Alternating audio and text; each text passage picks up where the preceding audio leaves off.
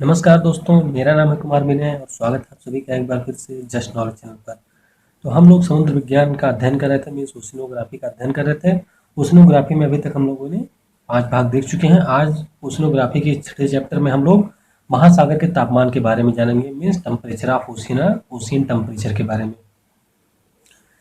तो आप लोगों से मेरा निवेदन है कि इस वीडियो को पूरा देखिएगा और समझने का प्रयास करिएगा, क्योंकि आप कोई भी विषय कहीं से पढ़ें, इस चैनल से पढ़ें या किसी अन्य चैनल के माध्यम से पढ़ें, किताब से पढ़ें, तो कोशिश यही रहनी चाहिए कि जो भी थोड़ा सा टिपिकल टॉपिक हो उसको अच्छे से समझने का प्रयास करें। भले उसमें ज़्यादा टाइम लग जाए, समय लग जाए, लेकिन कोशिश ये करिए कि उसको इस प्रकार समझें कि उससे रिलेटेड अगर कभी भी कोई प्रश्न आता है या आपको लास्ट टाइम उसको देख के रिवाइज करने का मौका मिले, तो आप आसानी से फिर उसको 10-5 मिनट के रिवीजन में ही उसको फिर से तैयार कर ले जाएं।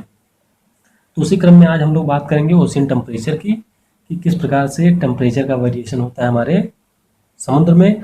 उसके अलावा समुद्र में जो तापमान की विविधता होती है, कौन कौन से फैक्टर उसको अफेक्ट करते हैं और किस प्रकार से हॉरिजॉन्टल डिस्ट्रीब्यूशन हुआ है, मीन क्षैतिज वितरण है टेम्परेचर का।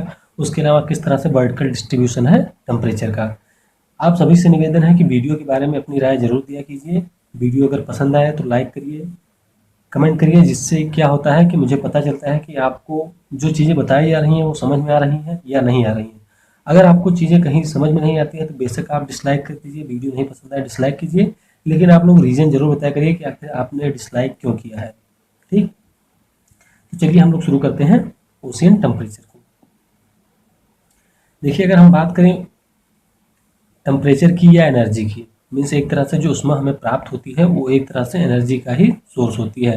तो हमारे पृथ्वी पर चाहे समुद्र हो, चाहे स्थलखंड हो, चाहे जीव जंतु हो, उनको जो ऊष्मा प्राप्त होती है वो बेसिकली सूर्य से ही प्राप्त होती है। तो जो हमारा मेन सोर्स है ऊष्मा का वो कौन सा है, वो हमारा सन है। तो उसी प्रकार से जो हमारी सनरेज होती है वो हमारे ओशियन को भी ऊष्मा प्रदान करती है, जिससे वो गर्म या ठंडा होता है। लेकिन हमारे महासागरों में जो ऊष्मा का वितरण है, मीन्स जो हमारे इस तापमान का वितरण है वो समान नहीं है।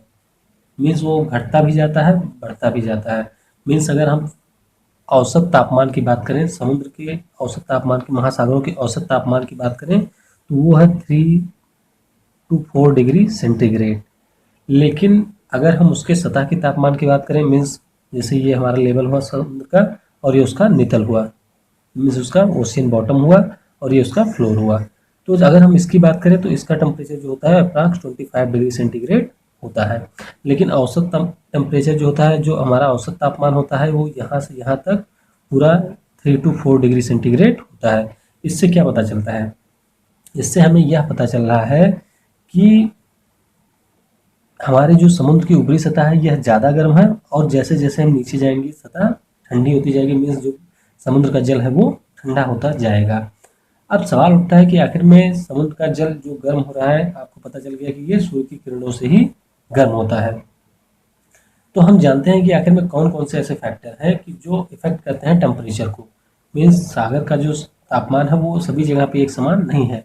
अभी हम लोग वर्टिकल डिस्ट्रीब्यूशन भी देखेंगे कि किस प्रकार से भूमध्य रेखा पर, ध्रुवों पर, या हमारे जो लैंडलॉक सी हैं या ओपन ओशियन है, इन सब में तापमान में जो डिफरेंस होता है, वेरिएशन होता है, ये आखिर में किस प्रकार से होता है। तो सबसे पहले जो फैक्टर इफेक्ट करता है, मैंने आपको बताया कि जो मेन सोर्स है एनर्जी का या टेम्परेचर का, वो है सोलर रेडिएशन, मीन्स सौर ऊर्जा या सौर एनर्जी। तो मान लीजिए ये हमारी पृथ्वी हुई,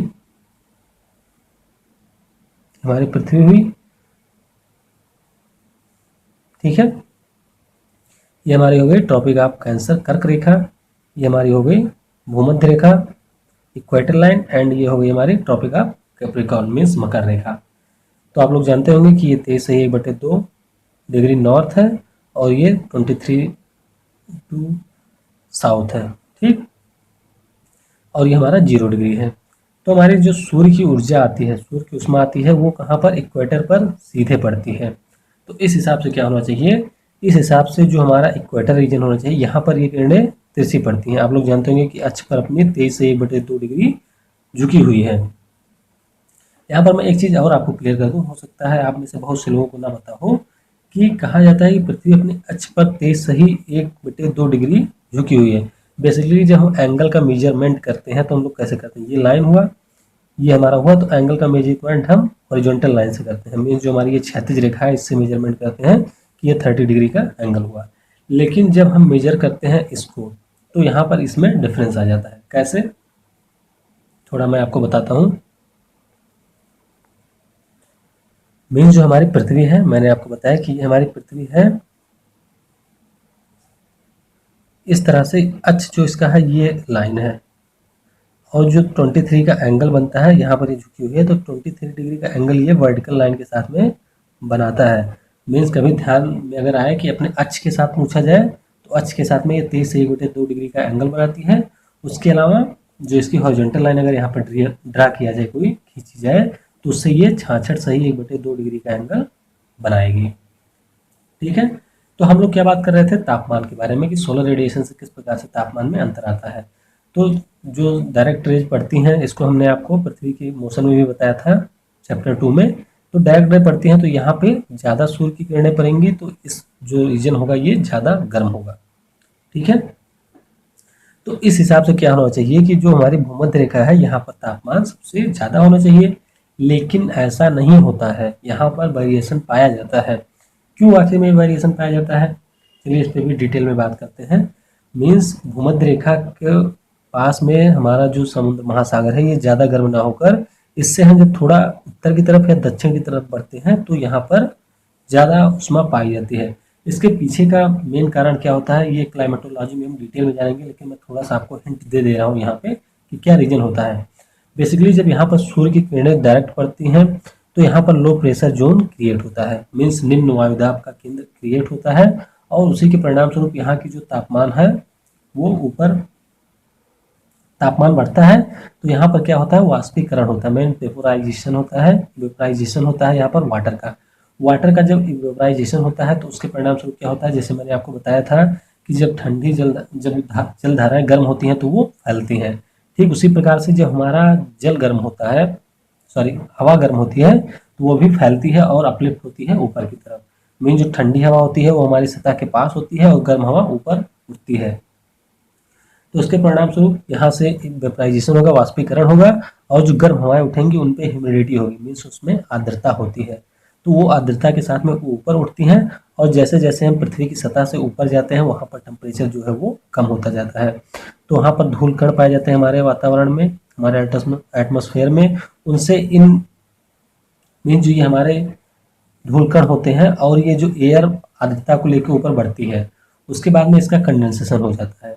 मीन्स इन धूल कणों से मिलने के बाद में इनका कंडेंसेशन होता है, संघनन होता है, और संघनन के परिणाम स्वरूप बादलों का निर्माण होता है, और उसके परिणाम स्वरूप वर्षा हो जाती है। तो जो बादल का निर्माण हो जाता है यहाँ पर ऊपर, तो इन बादलों पे हमारी जो सन रेज होती है ये इन बादलों पर आती है और ये रिफ्लेक्ट कर देती है, और उसके बाद में यहाँ पर फ्रेश वाटर का मीन्स बारिश भी होती है, रेनफॉल भी होता है। इसके कारण क्या होता है कि यहाँ पर हमारे उतना ज़्यादा टेम्परेचर नहीं पाया जाता है।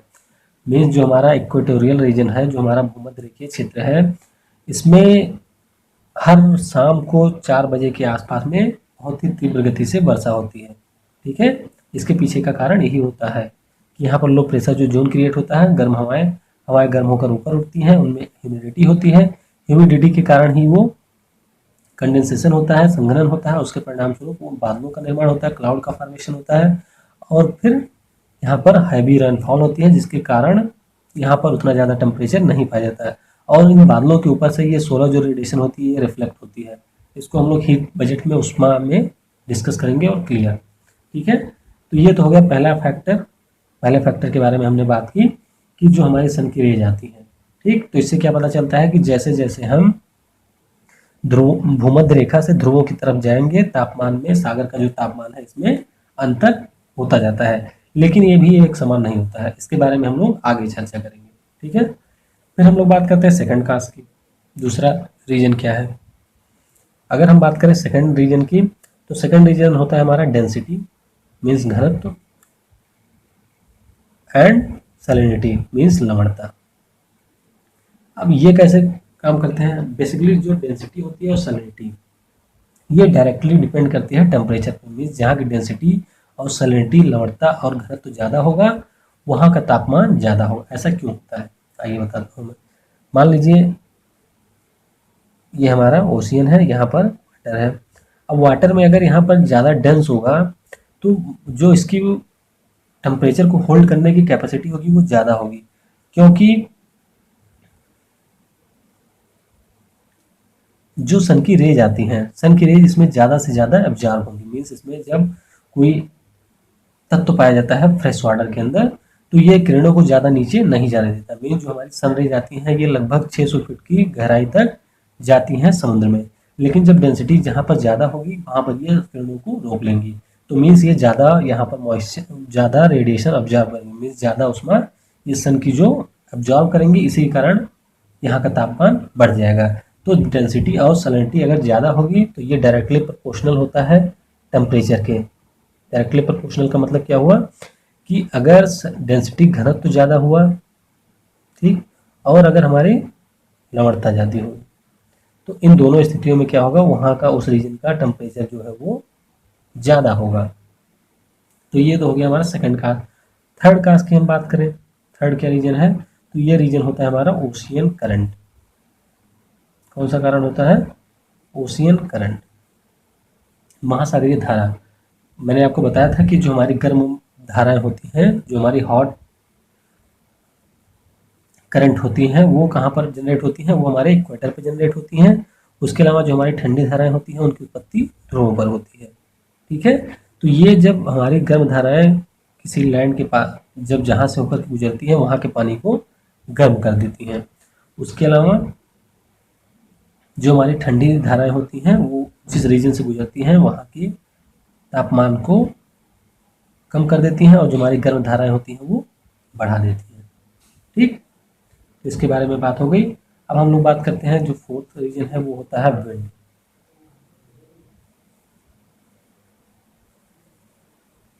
विंड की बात करें, अगर हम पवनों की बात करें, हवाओं की बात करें, तो मैंने आपको हवाओं के बारे में बताया था ट्रेड विंड, जो कि यहाँ पर चलती है, दक्षिणी पश्चिमी रूप में भी चलती है। उसके बाद में पछुआ पवन होती है, यहाँ पर वेस्टर्ली विंड होती है।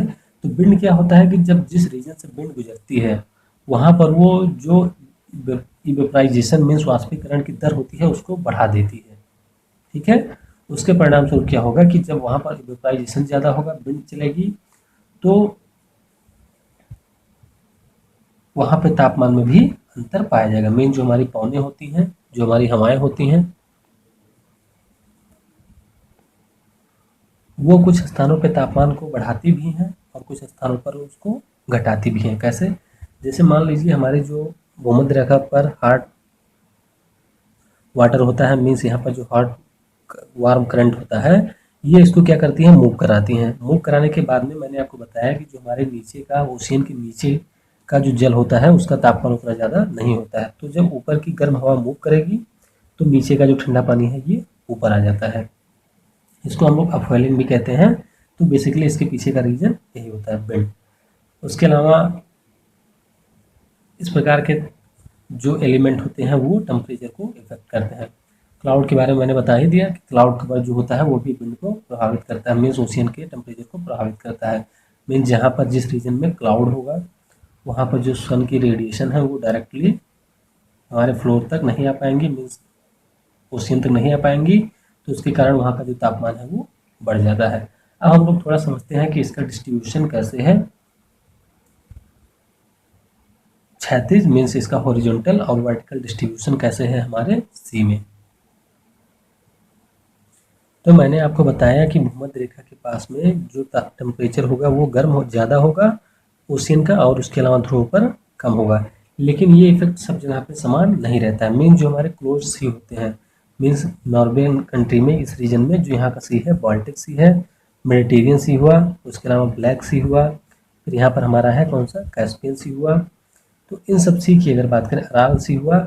मीन्स जो हमारे रीजन है, जो हमारे लैंड लॉक रीजन है, वो वहाँ का तापमान ज़्यादा होगा। इसके पीछे का रीजन क्या होता है आइए बताता हूँ।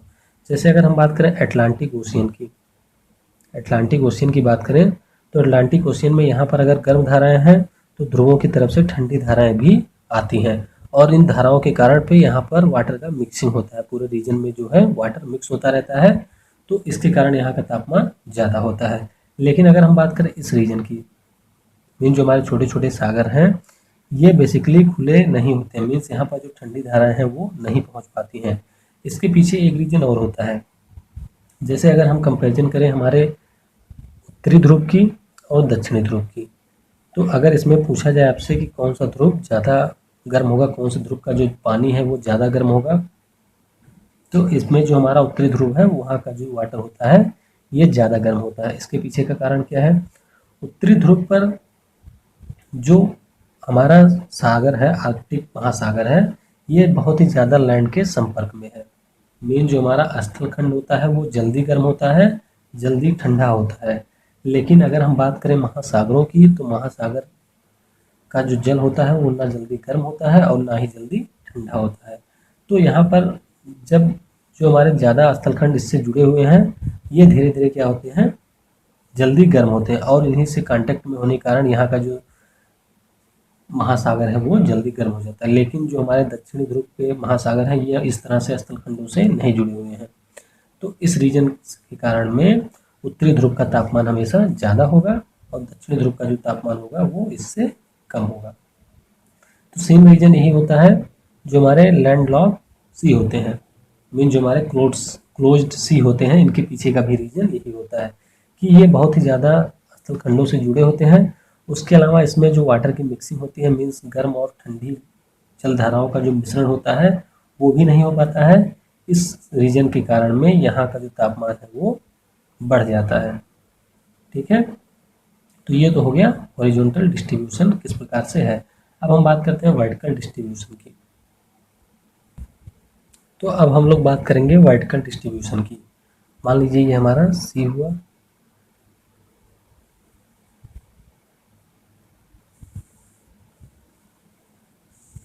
हमारा सी हुआ, तो इसमें हम ग्राफ प्लेन ड्रा करेंगे। मीन्स ये हमारा इक्वेटर हुआ और ये हमारा पोल हुआ। ठीक है, मैंने आपको बताया कि इक्वेटर के पास में जो जल होता है ये ज़्यादा गर्म होता है और इसका जो औसत तापमान होता है ये करीब 25 डिग्री सेंटीग्रेड होता है। तो इस तरह से अगर एक हम कर्व ड्रा करें इस तरह से, तो ये इस प्रकार से एक लाइन आती है। ठीक है, इस प्रकार से एक लाइन हमें दिखाई देगी। तो जो हमारा इक्वेटर होता है यहाँ पर तापमान धीरे धीरे घटता जाता है। मैंने आपको पहले भी बताया कि जो वर्टिकली तापमान का डिस्ट्रीब्यूशन है ओशियन में ये घटता जाता है। मीन जैसे जैसे हम नीचे जाते हैं सागर में वहाँ पर तापमान कम होता जाता है। तो औसत तापमान यहाँ पर 20 डिग्री होगा। यहाँ पर मैंने मान लिया कहीं पर ट्रॉपिक ऑफ कैंसर है, ठीक, और यहाँ पर पोल है। तो पोल के पास में जो तापमान होता है वो लगभग सागर के नितल की बात करें या इस रीजन की बात करें ये बहुत ही कम डिफरेंस होता है। मीन्स यहाँ पर 3 to 4 डिग्री टेम्परेचर हमेशा पाया जाता है, तो इसीलिए एक समान होता है, और ध्रुवों पर इसके विपरीत होता है। और जहाँ पे ये सडन चेंज हो रहा है टेम्परेचर में इस रीजन में, इसको हम लोग कहते हैं थर्मोक्लाइन रीजन। थर्मोक्लाइन रीजन या ताप प्रवणता। इससे क्या पता चल रहा है कि जैसे हम आएंगे समुद्र की सतह से नीचे, ये जो बाउंड्री है लगभग 100 मीटर की होती है। 100 मीटर के बाद में ये 500 मीटर तक इसमें बहुत ही तीव्र चेंज होता है, मीन बहुत ही तेज़ी के साथ में इसमें चेंज पाया जाता है। ठीक है, तो ये ध्यान रखिएगा कि जैसे जैसे हम समुद्र के नीचे जाएंगे वहाँ पर तापमान में अंतर पाया जाता है। तो बेसिकली हम लोगों ने समुद्र के तापमान के डिस्ट्रीब्यूशन के बारे में पढ़ लिया है और ज़्यादातर चीज़ें हमने इसमें क्लियर हो गई है। तो ध्यान रखिएगा कि जो हमारी इस तरह से 3 परतों में डिवाइड किया गया है इसको। जो हमारी पहली परत है वो 0 से 100 मीटर है, दूसरी परत हमारी 100 से 500 मीटर है, और तीसरी जो है ये 5 से इसके नितल तक, मीन्स इसके बॉटम तक है। और इस रीजन को थर्मोक्लाइन, कभी कभी एग्जाम में पूछ लिया जाता है थर्मोक्लाइन रीजन के बारे में। तो ध्यान रखिएगा कि जहाँ पर तापमान का बहुत ही सडन वेरिएशन होता है, बहुत ही अचानक से चेंज होती है, उसे हम लोग कहते हैं दूसरी परत, मीन्स ताप प्रवणता या थर्मोक्लाइन रीजन। और इसमें गहराई बढ़ने के साथ में तापमान में बहुत ही तीव्र, यहाँ पर देख रहे होंगे कि यहाँ पर मान लीजिए 0 डिग्री तापमान है, मीन्स ये हमारी टेम्परेचर डिसाइड कर रहा है, ये हमारा तापमान बता रहा है टेम्परेचर, और ये हमारा बता रहा है डेप्थ, मीन्स गहराई। तो तापमान और डेप्थ के बीच में ये ग्राफ है जो कि इस बारे में बता रहा है। ठीक, तो सडन चेंज होता है मीन्स धीरे धीरे इक्वेटर के पास में तापमान ज़्यादा होता है और फिर 100 से 500 मीटर में बहुत ही तीव्र चेंज होता है और फिर इस तरह से घटता हुआ तापमान चला जाता है उसके बॉटम तक। तो यही रीजन होता है कि ऊपरी सतह का जो तापमान होता है वो लगभग 25 डिग्री सेंटीग्रेड होता है और जो औसत तापमान होता है ये 3 to 4 डिग्री सेंटीग्रेड होता है। लेकिन सागर का जो तल होता है यहाँ पर 0 डिग्री सेंटीग्रेड तापमान नहीं होता है, ये लगभग 1 to 2 डिग्री होता है, मीन्स वेरी करता रहता है। ठीक है, तो टेम्परेचर में फिलहाल इतना ही। इसके बाद में आगे ओशनोग्राफी में 2 चैप्टर और बचे हुए हैं। हम लोग को सैलिनिटी और कोरल रीफ्स मीन्स प्रवाल भित्तियों के बारे में जानना है। उसके बाद में हम लोग ओशिनोग्राफी समाप्त करेंगे और आगे हम लोग बात करेंगे क्लाइमेटोलॉजी तो मैंने आपको पहले बताया है कि उसको हम लोग 10 अगस्त से प्रारंभ करेंगे। उससे पहले जो मैंने अभी तक के वीडियो बनाए हैं उससे रिलेटेड क्वेश्चन को अपलोड करूँगा। ठीक है, जिससे आप लोगों को और बेटर उस कॉन्सेप्ट की क्लियरिटी हो जाए। आप लोगों ने अपना कीमती समय दिया उसके लिए आप सभी को एक बार फिर से बहुत बहुत धन्यवाद। जय हिंद, जय भारत।